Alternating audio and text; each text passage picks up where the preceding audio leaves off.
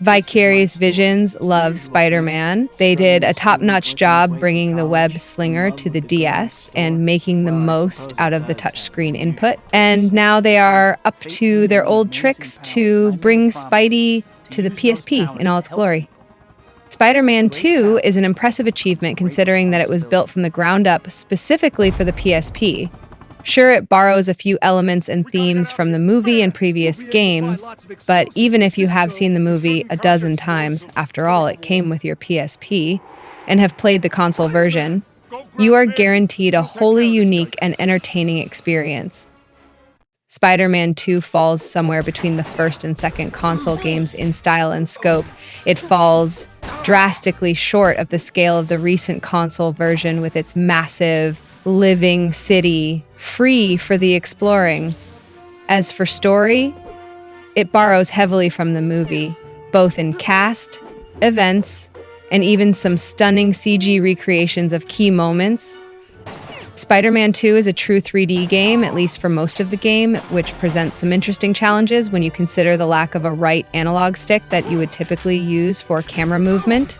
In fact, anything negative I could say about Spidey would have to be about the controls, but considering what Vivi had to work with here, they did an amazing job.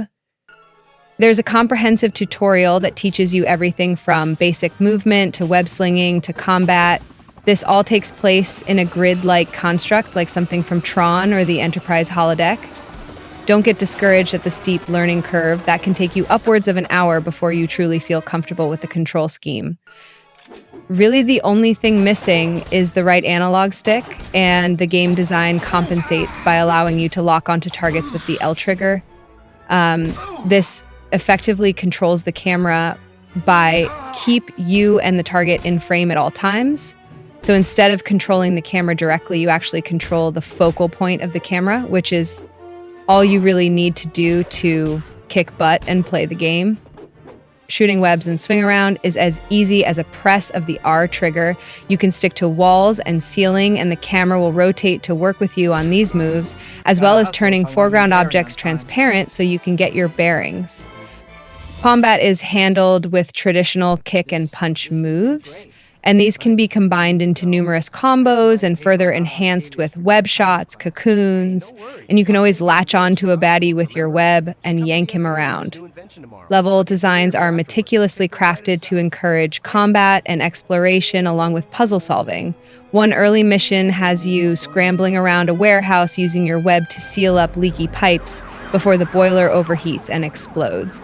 Later, after Doc Ock's experiment goes awry, you must save several bystanders from impending doom, then shut down the fusion reactor.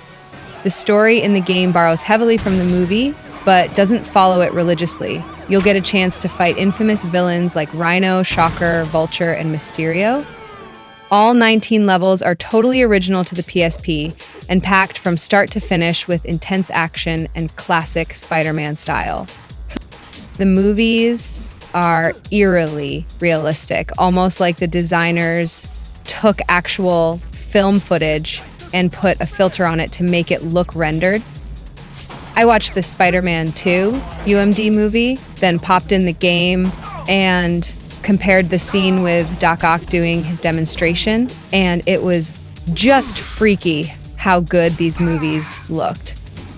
The gameplay is fantastic, with large outdoor levels and massive cityscapes and highly detailed indoor levels full of interactive objects and plenty of bad guys to knock around. The character modeling and animation is really good for the most part, but the Spider-Man model rises above the rest with some of the best textures, animation, and shadowing. Yes, even better than the Xbox. The animation flows like a silk web, with Spidey going from a walk to a run to a leap to multiple swings before landing on a wall and crawling into an air vent. You'll never see a break or hiccup between any of these unique movements. It's totally seamless. The special effects will dazzle you. There are rich lighting effects, particle blasts, distortion effects from heat, vaporous steam, and rich, colorful textures that give this game a surreal aura, almost like a comic book coming to life. The soundtrack is lifted right from the movie with several lengthy snippets from the original score. the in-game music cues to the action and is upbeat, creating a perfect backdrop for all the brawling Spidey will be doing. Speech is outstanding, with solid performances from cast members Tobey Maguire, Kirsten Dunst, and Alfred Molina. Even the supporting voices managed to reach the bar set by the professional voice cast. I do have to ask, what happened to Bruce Campbell? The tutorial just isn't the same without wisecracking Bruce. Sound effects are all perfectly created and placed to complement the visuals and bring them to life with realistic environmental noise and solid combat sounds of punching and kicking, things breaking, webs shooting, goons groaning. Headphones might not do this sound package justice. Spidey is arguably a short game no matter which difficulty mode you choose. On easy mode, you can finish the game in 5 to 8 hours, and you can probably double that for hard mode. Unlike the console version with its living city and sandbox playground, once you have finished the linear set of story-based missions on the PSP, there is little reason to revisit the adventure. There are some hidden secrets that might appeal to the hardcore gamer or completionists out there, but chances are once you finish this, it might sit on the shelf for a while. Regrettably, this might make Spider-Man 2 more suited as a rental than a purchase. Spider-Man 2 was one of the first games I got to review for the PSP, and it certainly shows of the capabilities of the system. I was worried about a 3D game with no direct camera control, but the designers managed to pan and pivot the camera at just the right time, and the target lock gives you surprisingly good control over your view. The controls are intuitive and the combat intense. Whether you end up owning this game or just taking Spidey on his rounds of the city, cleaning up crime for the duration of a rental period, make sure you at least play it and see how good a superhero game can be on a portable system.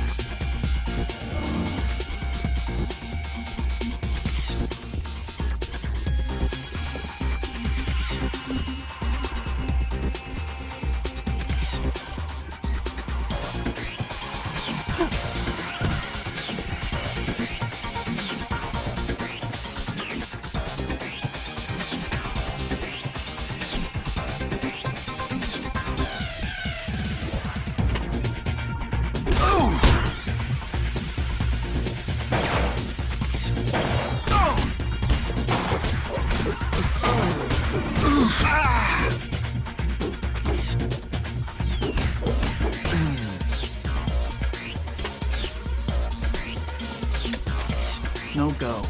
But it looks like there might be a way to open it somewhere else.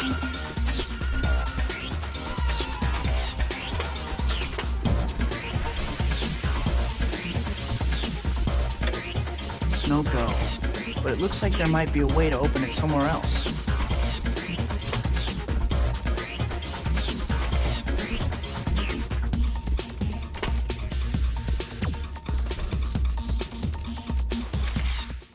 Your head will turn to look at nearby switches. To activate a switch, just walk up to it and press the square button.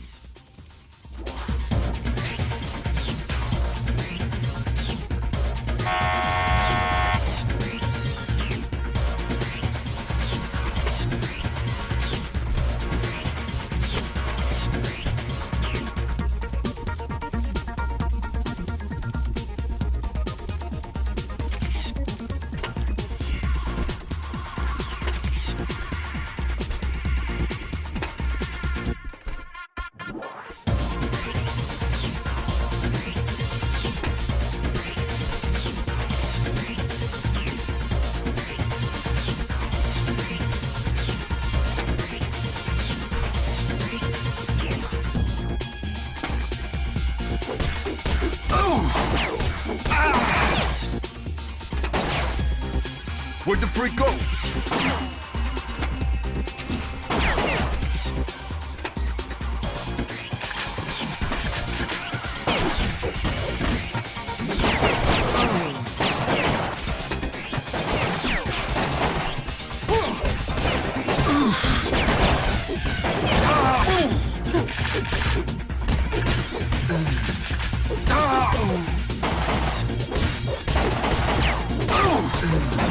I'm out of here.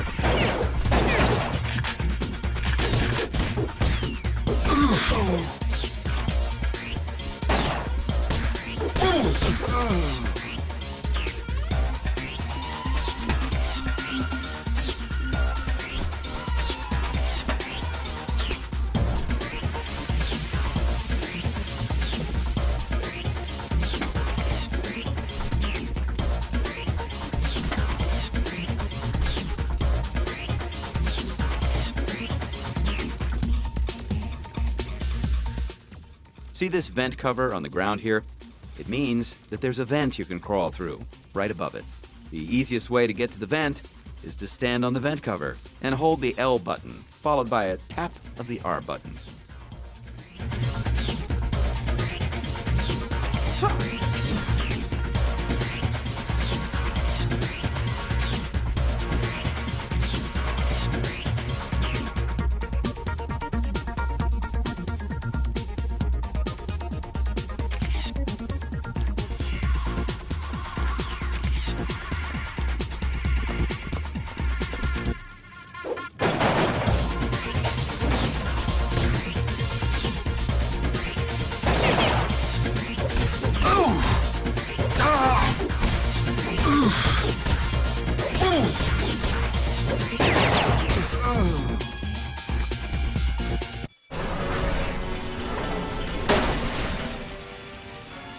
The sprinkler pipes are bursting!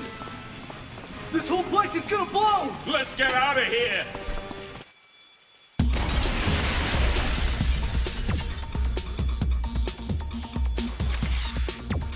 Maybe webbing can plug the leaks.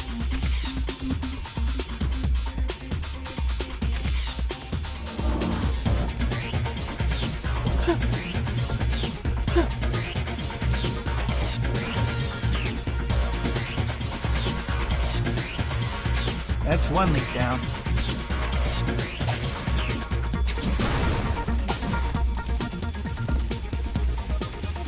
That's another one. Is there anything webbing can't do?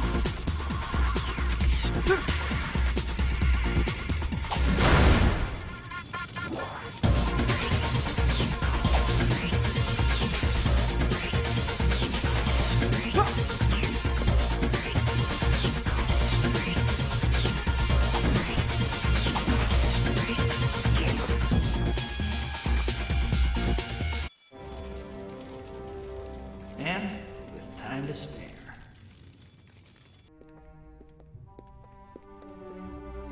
Thank you for coming, ladies and gentlemen. You are all about to witness the dawning of a new age. The power of a sun is now ours.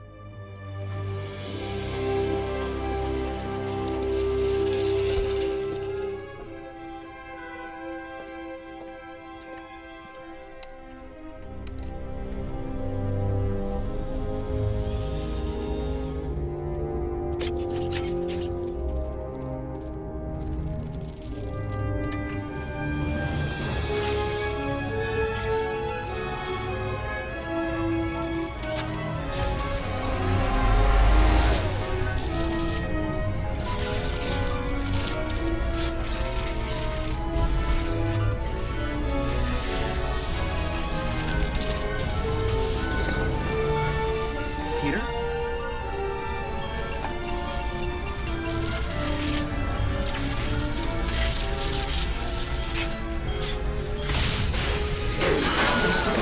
Wait, a minor hiccup. Nothing to be alarmed about. Away from me!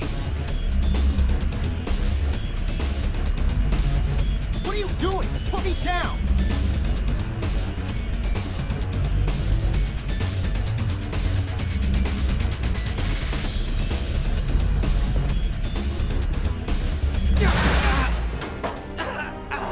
Hey, stay away from me!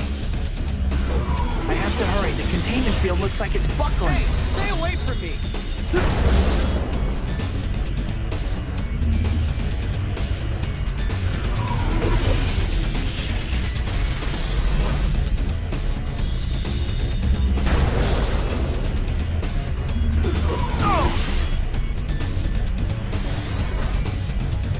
Hey! Hey!